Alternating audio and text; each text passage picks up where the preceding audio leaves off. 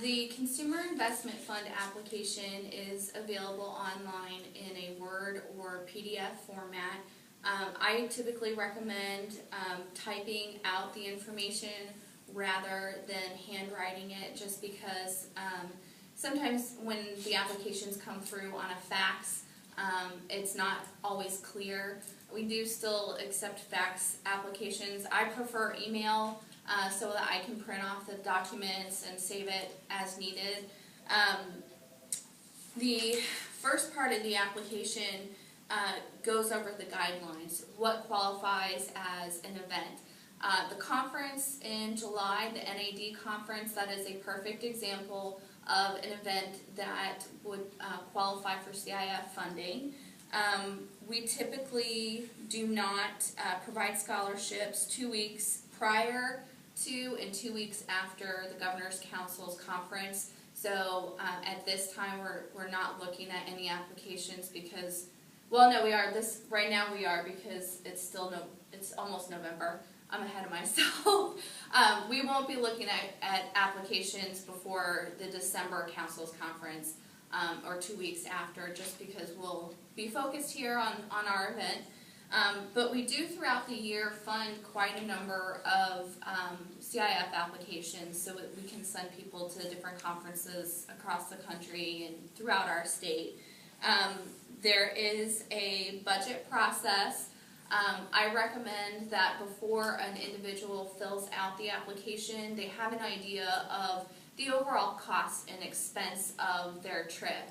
So the first thing I would do is go to the website of the event that you plan on attending and find out how much it's going to cost to attend.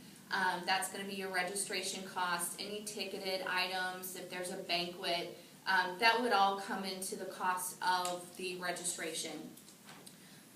It's a reimbursement process, so unless you qualify for advanced funding, you would have to pay the expenses up front, and then the council would approve your claim vouchers and match vouchers and process a check for reimbursement.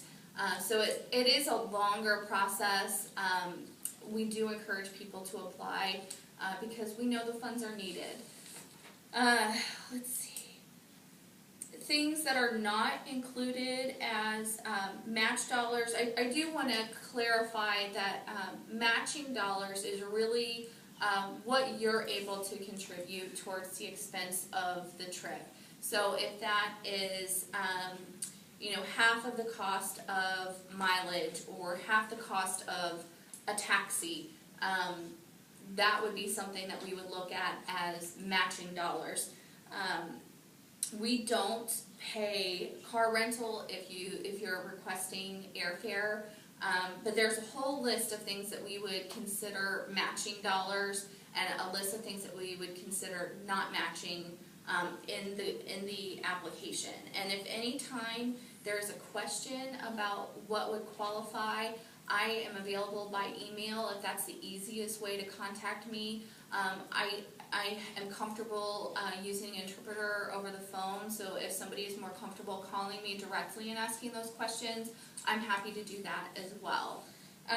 The things that we typically don't apply for funding is any kind of job or personnel training. We don't do recreational programs or summer camps, and we don't cover therapy. So unfortunately that's not something that this typically would fund. What we do look to fund are different events that would meet the mission of the council, things that promote productivity, inclusion, accessibility, things that would meet our state plan goals and objectives. And we are always willing to talk about our state plan and what that means and what we're trying to do in our community as a whole. We do contract out with Mental Health America of Indiana. They provide the accounting and administrative services for the council. So when you fill out your application, I'm the person that reviews it. I look at your budget, I look